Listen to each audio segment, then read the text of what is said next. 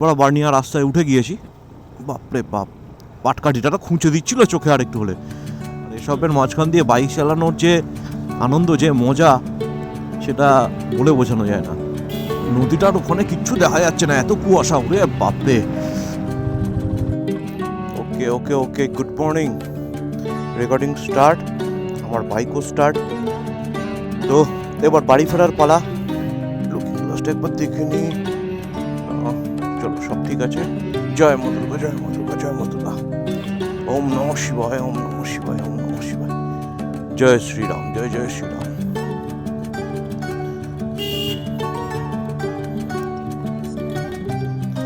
তো এইবার বাড়ি ফেরার পালা। দুদিনের ছুটি কাটিয়ে চলেছি আজকে আবার কলকাতার উদ্দেশ্যে। তবে আজকের রুটটা একটু আলাদা। আমি এসছিলাম তখন তোমরা জানো একদম NH-12 ধরে আমি পলাশি অবধি এসছিলাম। আর পলাশি থেকে পলাশি পাড়ার দিকে যে রাস্তাটা ঢুকছে সেই রাস্তা ধরে আমি এখানে এসছিলাম। তো কিন্তু আসার সময় বেশ কিছু সমস্যার সম্মুখীন হতে হয়েছিল। যেমন NH-12-এ ওই ভোলাডাঙ্গার পর থেকে রাস্তায় বেশ খানিকটা কাজ চলছে, যেটা আমি বলেছিলাম যে রাস্তাতে পেডেস্ট্রিয়ান রোড করে দেওয়া উচিত। তো সেই রকমই কিছু কাজকর্ম চলছে, যে কারণে প্রচুর ধুলো আর মানে সেই ছাই মাটি স্তূপ করে রাখা রয়েছে। তো সেই জন্য ওইখানটা দিয়ে যাওয়াটা আমি এবারে অ্যাভয়েড করছি। তার একটা অল্টারনেট রুট হচ্ছে আমার, যে আমি পলাশিপাড়া থেকে যেটা বার্নিয়ার রাস্তা ঢুকছে, পলাশিপাড়া বার্নিয়া রোড, সেই রুটটা ধরবো আমি। আর ওই রাস্তাটাতে সিনিক বিউটিটা খুব সুন্দর রয়েছে। আমি অনেক ছোটোবেলায় একবার গিয়েছিলাম, সত্যি খুব সুন্দর রাস্তা। তো সেই রাস্তাটা আজকে কভার করব আর তোমাদের সঙ্গে শেয়ার করব। তোমরা জুড়ে থাকো এই ব্লগে। আগের ব্লগটা যারা দেখোনি, অবশ্যই আমার চ্যানেল ভিজিট করো, আগের ব্লগটা দেখো আমি কিভাবে এসেছিলাম, কোন রুট ধরে এসেছিলাম। আর চলো একদম ওই রাস্তায় উঠছি, উঠে আবার ক্যামেরা স্টার্ট করছি। সকালবেলা গ্রামের ঠান্ডা, শিশিরে হাওয়া দিচ্ছে, ওয়েদারটা কিছুটা ফকি হয়ে রয়েছে বেশ। আমি এত কিছু পড়ে রয়েছি, তাও কিন্তু হালকা হালকা হাওয়ার ব্রিজ আমি বুঝতে পারছি। ও, জ্যাকেটের ভেতর দিয়ে ঢুকছে না, গায়ে পুরো কাঁপিয়ে দিচ্ছে। এই কি হলো, কি হলো? গাড়ির সামনে কেন আসছো বাবা সকাল সকাল? এই রাস্তাটা সোজা চলে যাচ্ছে পাটিকাবাড়ি ঘাট, মানে রাধানগর ব্রিজ যেটাকে বলে, সেইখানে। এখানে তো লোকজন অ্যাজ ইউজুয়াল, আমি বলেইছি হেলমেট পরার কোনো চল নেই। এই সব রাস্তায় কোনো পুলিশ থাকে না, নিয়মকানুন হালকা, কেউ খুব একটা মানে না। সবাই মাফলার টুপি এই সমস্ত পরেই মোটামুটি ISI প্রোটেকশন পেয়ে যায়। ISI সার্টিফাইড প্রোটেকশন, ঠিক আছে। কি সুন্দর দেখো, হলুদ ক্ষেত হয়ে রয়েছে, সর্ষের ক্ষেত। ও হলুদ হয়ে রয়েছে, কি সুন্দর লাগছে দেখতে। আর ওই দূরে একটা ইট ভাটা রয়েছে, ইট ভাটা থেকে ধোঁয়া উঠছে, গরম গরম ধোঁয়া।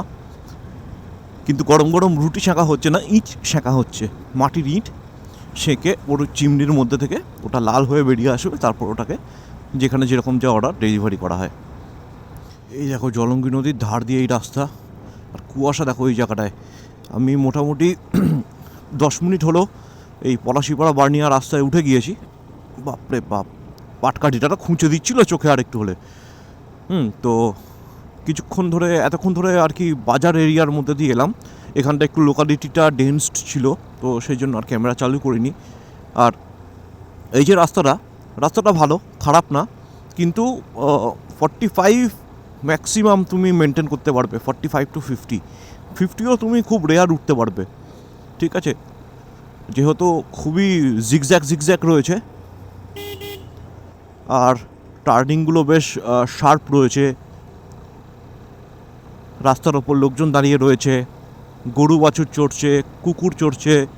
তো সেই জন্য একটু সাবধানে চালাতে হচ্ছে, কিন্তু রাস্তাটা ভালো। আর যেহেতু ডিস্টেন্সটা কম পড়ে, তো ওই যে স্পিডটা মেনটেন করা যায় না, যেমন এই শার্প টানটা দেখো, এই যে স্পিডটা মেনটেন করা যাচ্ছে না, সেইটা ওখানে অ্যাডজাস্ট হয়ে যাচ্ছে। তো ভালোই, খারাপ না। আমি একবার আগের ভিডিওটাতে একবার বলেছিলাম যে অনেক ছোটোবেলাতে বাবা মায়ের কাছে গল্প শুনেছি, মামাদের কাছে গল্প শুনেছি, বার্নিয়া থেকে পলাশিপাড়া এই রাস্তা ধরেই যাওয়া আসা করতো সাইকেল নিয়ে। তো এর ডিস্টেন্সটা আছে প্রায় মানে বার্নিয়া থেকে পলাশিপাড়ার এটা হবে প্রায় 18-20 কিলোমিটার ডিস্টেন্স। তো এতটা ডিস্টেন্স সাইকেল নিয়ে যাওয়া আসা করা মুখের কথা নয়। আর তখন তো এত ভালো রাস্তাও ছিল না, এগুলো সব মাটির রাস্তা ছিল, জঙ্গল আরও বেশি ছিল, ঘন ছিল, লোকালয় আরও কম ছিল, জনবসতি কম ছিল আরও। তো বেশ থ্রিলিং একটা ব্যাপার ছিল। ঠান্ডাটা খুব ভালো, এইদিকে খুব সুন্দর ঠান্ডা, মানে এরকম নয় যে একদম জুবুথুবু মেরে বসে থাকতে হবে, কিন্তু ভালো লাগবে। হ্যাঁ, তবে তুমি যদি লেপের তলায় থাকো অবশ্যই তোমার উঠতে কষ্ট হবে স্বাভাবিকভাবে। আজকে সকালে আমি যখন উঠেছি আমার নিজেরই অবস্থা খারাপ হয়ে গেছে। অ্যালার্ম দিয়ে রেখেছি, অ্যালার্মটাকে স্নুজ করে করে আরও আধ ঘন্টা ঘুমোলাম। বেরোনোর কথা ছিল 6টায়, বেরোলাম 6:40-এ, 40 কি 45-এ। টিপিক্যাল কান্ট্রি রোড যাকে বলে সেই রকম রাস্তা দিয়ে যাচ্ছি। দুধারে এবার লোকালয় আর নেই, মানে পুরোপুরি জনবসতি থেকে বেরিয়ে এসেছি। দুধারে শুধু ক্ষেত, চারিদিকে ক্ষেত, শুধু সর্ষের হলুদ ক্ষেত। আর এইখানে বেশ সুন্দর সুন্দর একটা ছোট ছোট টুকরো ফরেস্ট টাইপের রয়েছে, ডেন্সড ফরেস্ট। এই দেখো এখানে একটা, এগুলো দেখতে দারুণ লাগে।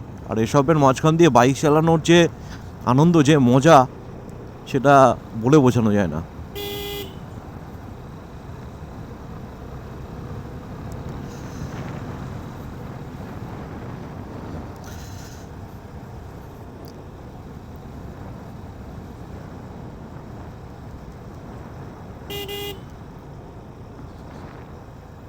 ম্যাপে দেখাচ্ছে খানিকটা এগিয়ে আবার একটু জনবসতি শুরু হবে। আর এই যে দেখছো রাস্তাগুলো সরু সরু আর খুব সুন্দর জিগজ্যাগ রয়েছে, টার্নিং রয়েছে। এর জন্যই আর কি প্রপার যে হাইওয়ে ক্রুজিং স্পিড সেটা মেনটেন তো হবেই না স্বাভাবিকভাবে। এখানে ম্যাক্সিমাম 50, তার উপর ওঠাই সম্ভব না। তো কিছুটা আগে থেকে আমরা রাইট টার্ন নিলাম, রাইট টার্ন নিয়ে এই রাস্তাটায় উঠলাম। এটা ওই এখনও চলছে পলাশিপাড়া বার্নিয়া রোড, না সম্ভবত এটা Tehatta বার্নিয়া road. Yes, Tehatta বার্নিয়া road দেখাচ্ছে, এটা তেহট্টঘাট বার্নিয়া রোড। আর কিছুটা আগে থেকে গিয়ে লেফট টার্ন নেব, লেফট টার্ন নিয়ে আমাকে উঠতে হবে হচ্ছে বেথুয়াডাহরি বার্নিয়া রোড। মানে টোটাল 3টে রোড আমি কভার করছি। প্রথমে ছিল পলাশিপাড়া বার্নিয়া রোড, যেটা ছিল একদমই সরু ন্যারো টাইপের।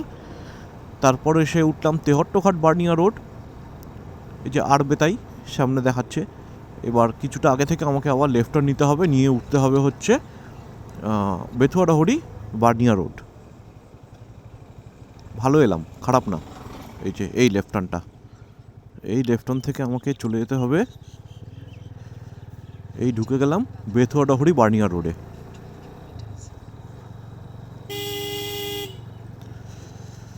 গুগল মাসি কিন্তু ভালোই গাইড করছে আমাকে, খারাপ না। যা দেখাচ্ছে এখনও অবধি ঠিকঠাক পেয়েছি বাবা, কোনো অসুবিধা হয়নি। সব লোকজন আগুন পোহাচ্ছে, এত ঠান্ডা না এইসব জায়গায়, সত্যি আমার দেখে ইচ্ছে করছে একটুখানি দাঁড়িয়ে কি আগুনে হাতটা সেঁকে নি বাবা। এই গ্লাভসের ভেতর দিয়ে হাওয়া ঢুকে একদম হাতটা জমিয়ে দিয়েছে। মানে লিটারেলি এতটা ঠান্ডা লাগছে হাতের আঙুলগুলোতে যে মানে জ্বালা করছে, ফিঙ্গার টিপসগুলো জ্বালা করছে। এখনও ফগ দেখো দূরের দিকে। আমি জানি না ক্যামেরায় হয়তো এতটা ধরা পড়ে না, যতটা খালি চোখে বোঝা যায় যে কতটা ফগ। স্বাভাবিক, no camera lens can match the lens of human eye. তো খুব একটা ধরা পড়ছে না আমি বুঝতে পারছি, কিন্তু মারাত্মক ফগ, মানে সত্যি দূরের দিকে বেশ ভালো ফগ হয়ে রয়েছে। কথা বলে দিই, যাওয়ার সময় তো পুরো রুট ডিটেলস দেখিয়েছি আমি কোন রাস্তা দিয়ে গেছি। ফেরার সময়তেও একইভাবে ফিরবো, খুব একটা ডিফারেন্স হবে না। শুধুমাত্র ডিফারেন্স হচ্ছে এই রাস্তাটুকুনি, যে রাস্তাটা এখন যাচ্ছি। তো আমি ফেরার ব্লগটা আর পুরোটা দেবো না, শুধু এই রাস্তাটুকুনি কভার করব। এর সম্বন্ধিত যা যা ডিটেলস যতটা পারবো আমি দিয়ে রাখবো ভিডিওতে। আর তারপর বাকি রাস্তাটা আমি আর মানে রেকর্ড করব না, ঠিক আছে? ক্যামেরাতে চার্জও খুব বেশি নেই, হয়তো এইটুকুনি কভার করার পর ব্যাটারি ড্রেন হয়ে যাবে, ডেড হয়ে যাবে ক্যামেরা। এইসব দিকে দেখো এখনও কুয়াশা রয়েছে। দেখো ক্ষেতের ওখানটা দেখো, ওই দূরের দিকটায় পুরো কুয়াশা, সাদা একদম আবছা কুয়াশা হয়ে রয়েছে। চলো সামনের দিকে চলো, আরও দেখা যাবে। এই জায়গাটায় কুয়াশা দেখতে পাচ্ছি বেশ। ওহ, আমার আঙুলগুলো জমে গেছে ঠান্ডায়, বাবা রে বাবা। এই দেখো কুয়াশা, দেখো ফগ দেখো। এ দেখো, দেখতে পাচ্ছ?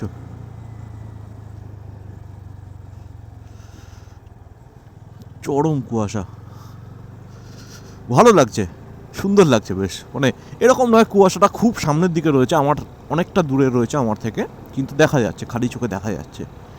একদম সামনে থাকলে বা কুয়াশার ভেতর দিয়ে চালালে সেই ব্যাপারটা অন্যরকম হয়, বেশ থ্রিলিং লাগে, কিন্তু ততটাই বিপজ্জনক। রিসেন্টলি খবরে দেখলাম এই মানে ফগি সিচুয়েশনের জন্য অল ওভার ইন্ডিয়া অনেকগুলো কর্নারে, বিশেষ করে নর্দার্ন ইন্ডিয়ায় অনেক জায়গাতে বেশ অ্যাক্সিডেন্ট হয়েছে, ছোটোখাটো ভালো রকম অ্যাক্সিডেন্ট হয়েছে।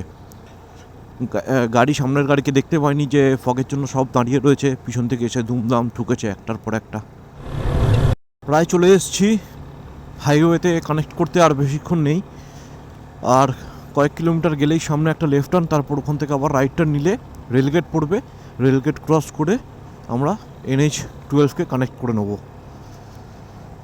ক্রস করছি রেলগেট, এইটা সম্ভবত বেথুয়াডাহুড়ি স্টেশন, তারই রেলগেট হবে এটা। আরে বাবা রে বাবা, এই রেলগেটের সামনে না বড় বড় বাম্পার থাকবেই থাকবে, কিছু করার নেই। মানুষজন তো নিজেরা সচেতন নয়, গেট পড়ে যাওয়ার পরও সাইকেল নিয়ে হেঁটে তলা দিয়ে ক্রস করে, তাই জন্য দেওয়া রয়েছে। এইবার এখান থেকে আমি দেখো NH-12কে কানেক্ট করলাম।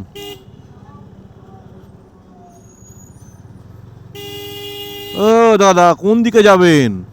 আজব লোক। চলে এলাম NH-12।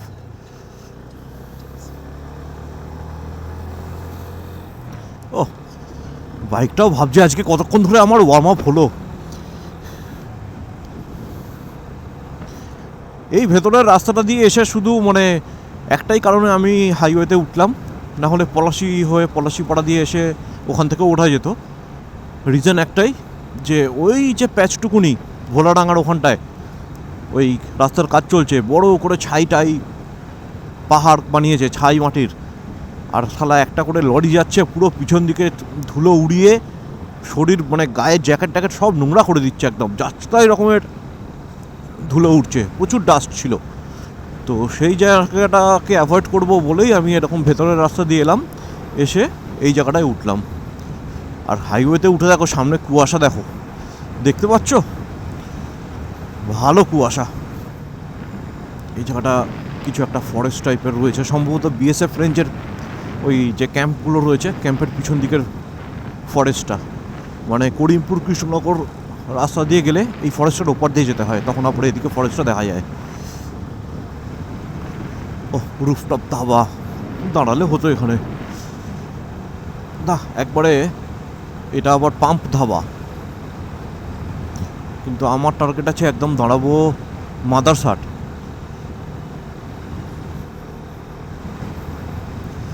কুয়াশা দেখো, আরে বাবা, এবার ঠান্ডা লাগছে। কৃষ্ণনগর এখান থেকে আর 24 কিলোমিটার, সরি নট 40। তোমরা বুঝতেই পারছো ঠান্ডায় কথা জড়িয়ে যাচ্ছে, একটু অ্যাডজাস্ট করে নিও। নদীটার ওখানে কিচ্ছু দেখা যাচ্ছে না, এত কুয়াশা, উড়ে বাপরে। এটা জলঙ্গি নদী সম্ভবত। এক্ষুনি যেটা ক্রস করলাম ওটা কোথায় দ্বিজেন্দ্রলাল সেতু, ওরকম কিছু একটা হবে।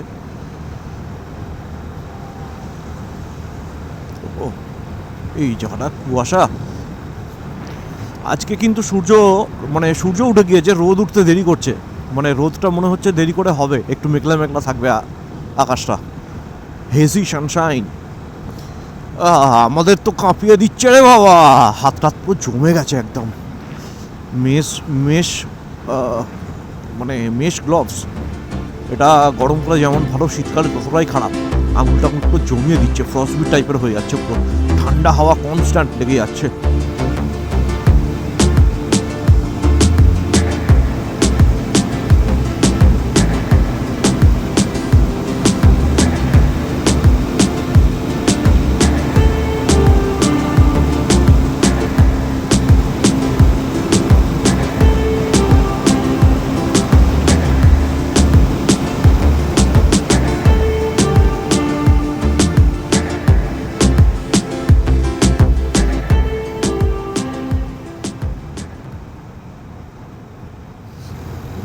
থেকে থেকে এক একটা ক্রসিং ক্রস করছি, আর মানে এক একটা স্পট ক্রস করছি, আর এত কুয়াশা দেখতে পাচ্ছি, মনে হচ্ছে যে মানে আজকে বোধহয় সারাদিন কুয়াশাচ্ছন্ন থাকবে এরকম ওয়েদারটা। যখনই মানে এরকম একটা পেডেস্ট্রিয়ান রোডে উঠছি, সেখান থেকে দূরে দেখতে পাচ্ছি মোটামুটি 500 মিটার 600 মিটারের পর আর কিছু দেখা যাচ্ছে না, কুয়াশাতে এত চারদিক মানে ঢেকে রয়েছে। তো পৌঁছে গেছি মাদারসাটে। ঘড়িতে এখন সময় হয়েছে ঠিক 8:10। আমি যখন বেরিয়েছিলাম তখন ঘড়িতে সময় ছিল প্রায় 6:50।